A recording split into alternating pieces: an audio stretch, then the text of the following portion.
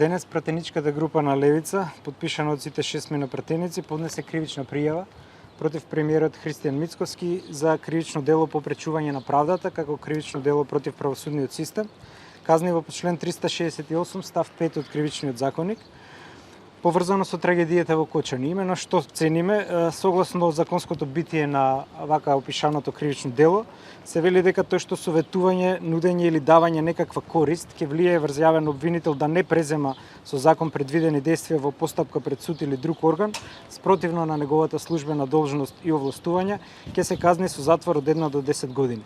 Каде гледаме дека го има ова влијание, односно нудење на некаква корист на постоечкиот актуелен јавен обвинител господинот Лјупчо Коцевски. Имено сметаме дека прво се гледа во тоа што и покрај лоцираните сериозни пропусти во неговото работење од страна на владата и од страна на Министерството за правда, каде што констатира противзаконитост, корупција и судирни интереси, тие ја прекинаа постапката за негово разрешување со цел да обезбедат според нас селективна истрага.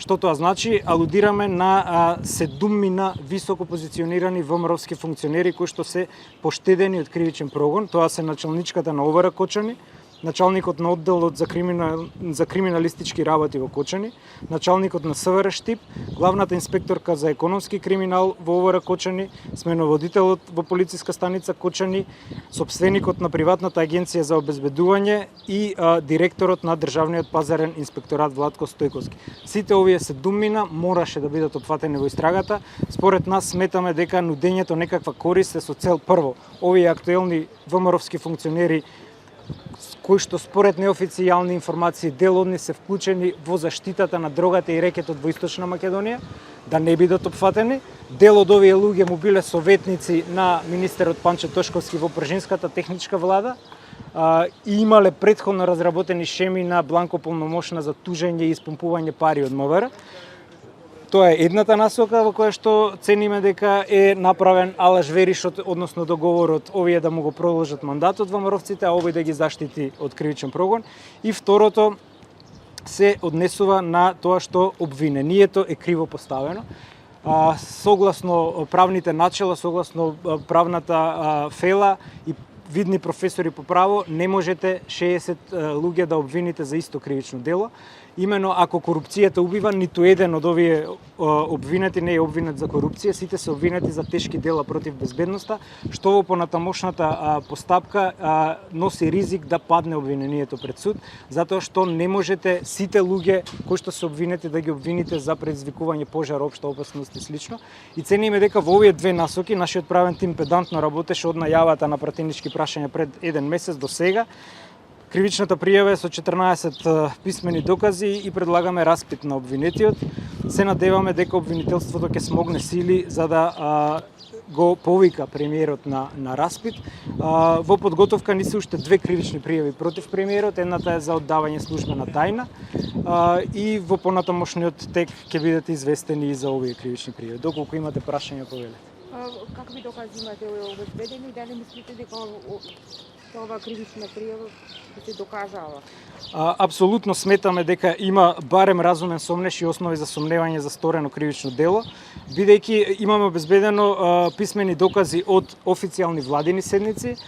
Впрочем, станува збор за 3 владини седници на кои што е иницирана, тоест сакаме да докажеме дека фазата за разрешување била, тоест постапката за разрешување била во поодмината фаза и дека тука е направен дилот за да не се разрешува, а овој да ги штити ВМРО-вците за возврат.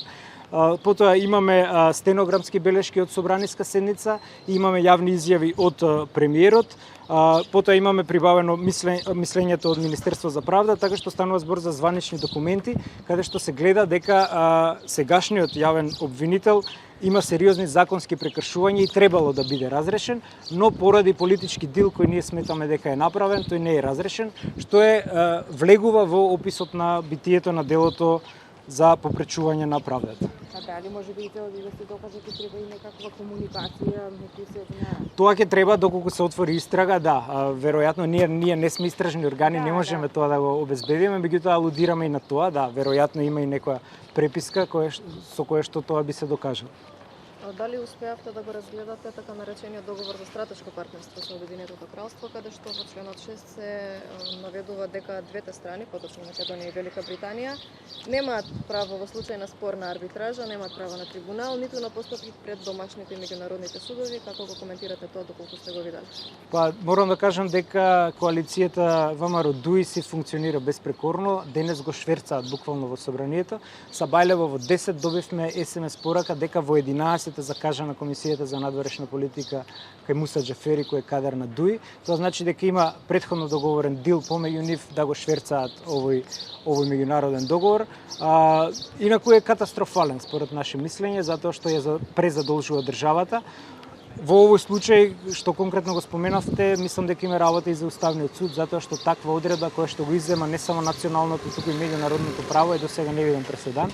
Значи, по две основи невиден преседан. По износот на задолжување, тоа значи дека во наредните 3 децении секој новородено бебе ќе треба да враќа долг од 6000 евра. И од друга страна, по ова изземање на домашниот правен поредок, ако се сеќавате, за Бехтел и Енка носевме закони кои што го дерогираа постоечкиот правен поредок, а ова целосно го иззема постоечкиот правен поредок, што е без преседан во досегашната историја и мислиме дека ова е катастрофално штетен договор за државата.